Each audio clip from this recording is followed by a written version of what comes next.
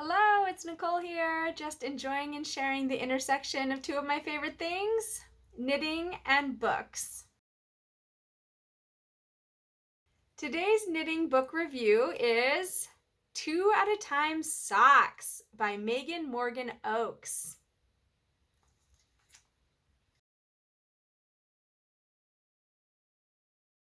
This is inspired by my quest to make my Nordic socks from my other sock book video. I decided that I wanted to try and do two at a time, and I saw this book at the library, so I decided to check it out and see how it went and what her tips and tricks was, the secret that she reveals for her process.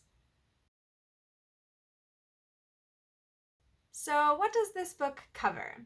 The first section is The Secret Revealed.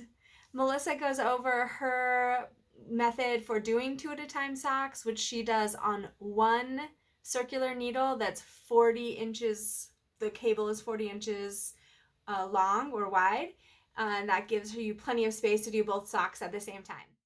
She also has some information about how to do a toddler size version, so you can try it out.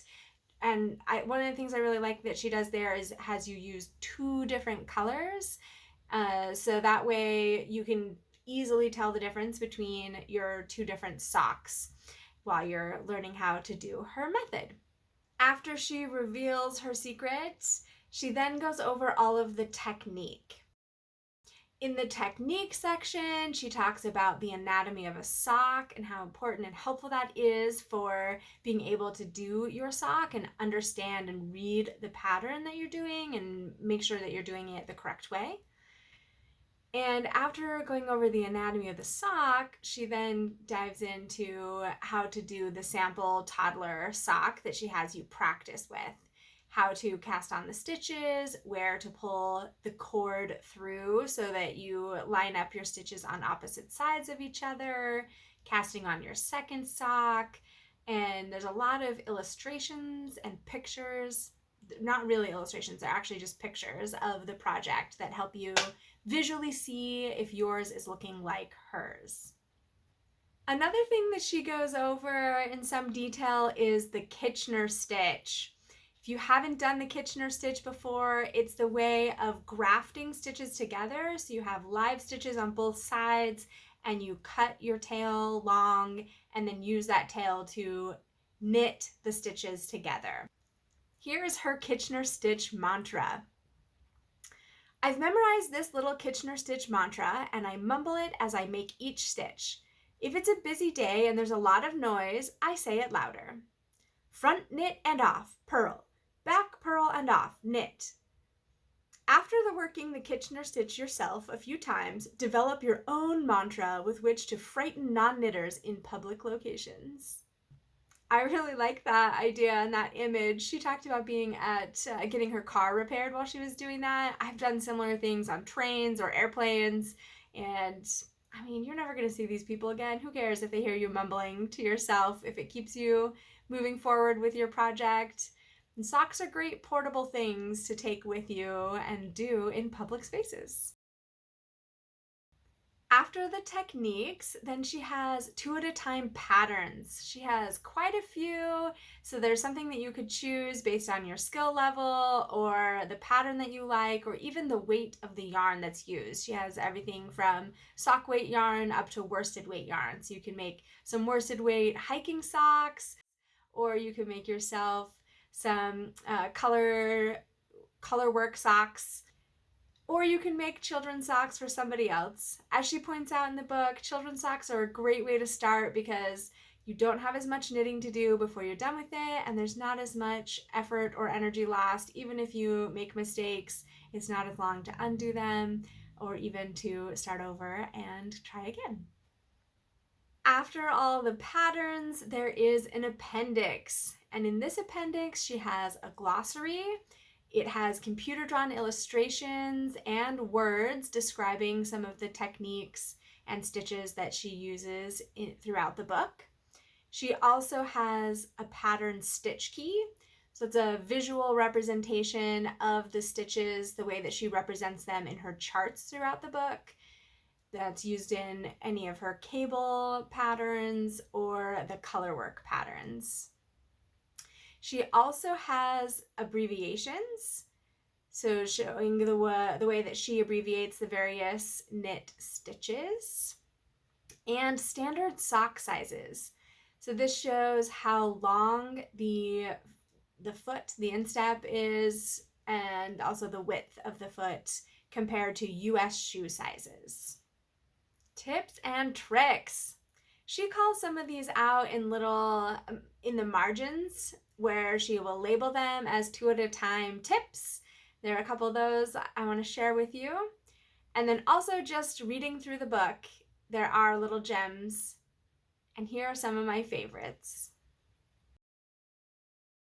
2 at a time tip number 1.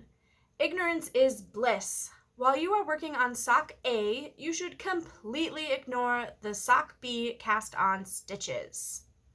This will make more sense if you test out this method. 2 at a time tip number 2. The lowdown on laddering. Ladders are the open lines of stitches resembling the rungs of a ladder that can develop where needles come together. Be sure to pull tightly on your yarn before and after needle changes to keep stitches good and tight. This will help prevent laddering.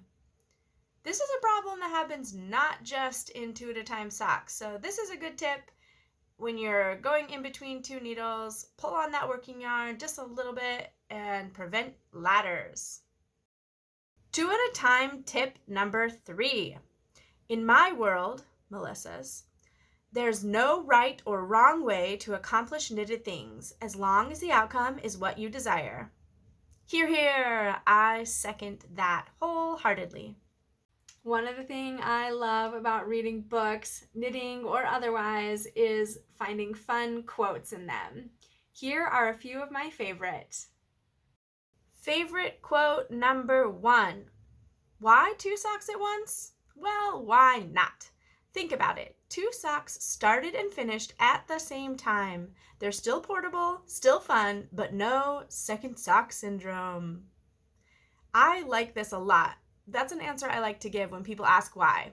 Why not? Favorite quote number 2. I have nothing against hand washing socks and fully support the knitter's right to substitute any yarn you desire, as long as you get gauge. But I've learned from experience that socks sometimes get into places they don't belong. Lost in a pant leg, for example, and disaster can result.